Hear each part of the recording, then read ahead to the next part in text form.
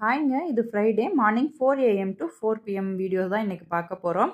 காலையில் எந்திரிச்சதையுமே எப்போவுமே kettle on பண்ணிடுவேன். எல்லாத்துக்கும் சுடு தண்ணி தேவைப்படும். நம்ம வீட்டில் எல்லாருமே காலையில் எந்திரிச்சதையும் ஒரு சொம்பு தண்ணி வந்து குடிச்சிருவாங்க வெறும் வயிற்றில். அதுக்கப்புறம் ஒரு 1/2 hour விட்டுட்டு இன்றைக்கி குடிக்க என்ன பண்ணியிருக்கேன் அப்படின்னு பார்த்தீங்கன்னா, பார்லி கஞ்சி தான் பண்ணியிருக்கேன். பார்லி கஞ்சி எடுத்துகிட்டு அப்படியே வந்து கொஞ்சம் நேரம் வெளியே உட்காந்து குடிச்சிட்டு இருந்தேன். இன்றைக்கி நம்ம கிளைமேட் எப்படி இருக்குதுன்னு பார்த்தீங்கன்னா, ரொம்ப நார்மலாக தான் இருந்துச்சுங்க. மழையும் கிடையாது, வெயிலும் கிடையாது, அதே மாதிரி மிஸ்ட்டும் இல்லை, நார்மலாக இருந்துச்சு. சரி லேட் ஆகுது அப்படின்னு சொல்லிட்டு வந்து அடுத்து நான் காய் கட் பண்ணுறதுக்காக வந்துட்டேன். இன்றைக்கி பார்த்தீங்கன்னா கோவக்காய் தான் நம்ம வீட்டில் பொரியல். கோவக்காயை கட் பண்ணுறதுக்கு முன்னாடியே நான் என்ன பண்ணிட்டேன் அப்படின்னா, தட்டைப்பயிரை வேக வச்சுட்டு போயிட்டேன். இப்போ பார்த்தீங்கன்னா தட்டைப்பயிறு நீங்கள் வேக வைக்கிறீங்க அப்படின்னா கூட வந்து ஒரு இஞ்சி போட்டு வேக வச்சிங்கன்னா உங்களுக்கு கேஸ்ட்ரிக் ஆகாது. எங்கள் ஊரில் எப்படி தட்டைப்பயிறு தாளிப்பாங்க அப்படின்னு பார்த்தீங்கன்னா, தேங்காய் எண்ணெயில் மல்லி, சீரகம், கருவேப்பிலை, வெங்காயம், பச்சை மிளகா ஆட் பண்ணி வந்து தாளிப்பாங்க. நான் வெங்காயம் பச்சை மிளகா இங்கே ஆட் பண்ணல, ஸ்டவ் மேலே வச்சு தான் ஆட் பண்ணேன். இப்போ பார்த்திங்கன்னா நமக்கு வந்து சாதம் நம்ம வந்து வடித்து தான் சாப்பிடுவோம். ஸோ சாதம் கொதிச்சுட்ருக்கு ஒரு சைடு பார்த்திங்கன்னா நம்ம அந்த தாளிப்பு வந்து ரெடி ஆகிட்டுருக்கு. வெங்காயம் பச்சை மிளகா போட்டு அது சிம்மில் வச்சு தாளிச்சிட்ருக்கேன், அப்போ தான் டேஸ்ட் நல்லாயிருக்கும்னு சொல்லிட்டு. இங்கிட்டு பேரலாக பார்த்திங்கன்னா கோவக்காயும் வெந்துட்டுருக்கு. கோவக்காய் வந்து வேக ரொம்ப டைம் எடுத்துக்கும். ஸோ அதனால் பொறுமையாக தான் வேக வைக்கணும். இங்கே கோவக்காய் வேகட்டும்னு விட்டுட்டாச்சு. அடுத்து பார்த்திங்கன்னா நம்ம தாளிப்பு ரெடியாக இருந்துச்சு. அதை எடுத்து உள்ளே கொட்டி மிக்ஸி ஜாரில் வந்து நான் பல்ஸ் விட்டு தாங்க எடுப்பேன். பல்ஸ் விட்டு எடுத்து நான் அதெல்லாம் ரெடியாக வச்சுருக்கும் போதே அபைத்தா வந்து காலையில் எந்திரிச்சு குளிச்சுட்டு சாமி திண்ணூறு குங்குமம் எல்லாம் வச்சுட்டு வந்துடுவாங்க. வந்ததையும் பார்த்திங்கன்னா நான் இன்றைக்கி பிரேக்ஃபாஸ்ட் என்ன ரெடி பண்ணியிருந்தேன் அப்படின்னா, பலாவ் தான் ரெடி பண்ணியிருந்தேன். பலாவும் குருமாவும் ரெடி பண்ணியிருந்தேன்.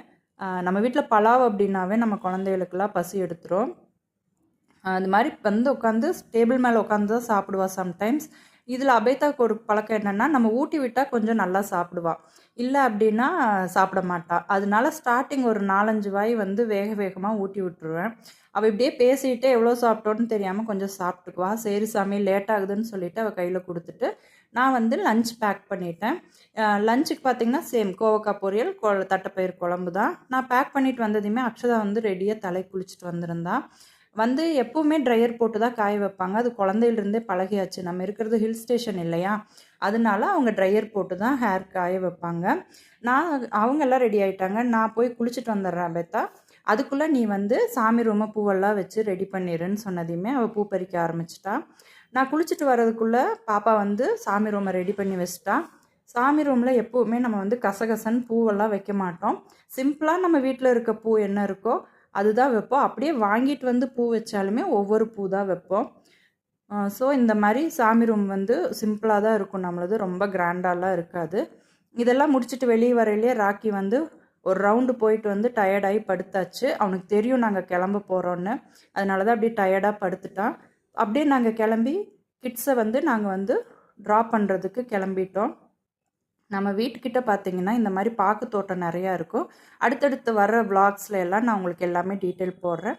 அதுக்கு நம்ம சேனலை நீங்கள் வந்து சப்ஸ்கிரைப் பண்ணி வச்சுக்கோங்க. கிட்ஸை வந்து ஸ்கூலில் ட்ராப் பண்ணியாச்சு. ட்ராப் பண்ணிவிட்டு நான் வீட்டுக்கு வந்துட்டு ஒரு பாக்ஸ் அன்பாக்சிங் இருந்துச்சு, ஒரு ப்ராடக்ட்டு. அதை வந்து நான் அன்பாக்சிங் பண்ணிகிட்டு இருந்தேன். இந்த ப்ராடக்டோட ஃபுல் டீட்டெயில் வீடியோ வந்து நாளைக்கு ஒரு ஷார்ட்ஸ் வீடியோவாக போடுறேன், நீங்கள் மறக்காமல் பாருங்கள். இப்போ வந்து இதோட ப்ராடக்ட் வீடியோ எல்லாம் நான் எடுத்து முடிச்சுட்டு மதிய சாப்பாடு நம்ம செஞ்ச அதே தான். நாங்கள் கொஞ்சம் சாப்பிட்டு முடித்ததையுமே சாயந்தரம் ஈவினிங் ஸ்நாக் வந்து பாசி பயிறு வேக வச்சுருந்தேன், அதை நான் காட்ட மறந்துட்டேன். என்ன பயிர் இருந்தாலும் ஒரு பாப்பாங்களுக்கு பால் வந்து கரெக்டாக இருக்கும், எப்போவுமே கூட ஏதாவது ஒன்று ஸ்நாக்ஸ் இருக்கும். எங்களுக்கு இஞ்சி ஏலக்காய் போட்டு டீ போட்டு ஃப்ரெஷ்ஷாக குடிச்சிட்டு கிளம்பிட்டோம்.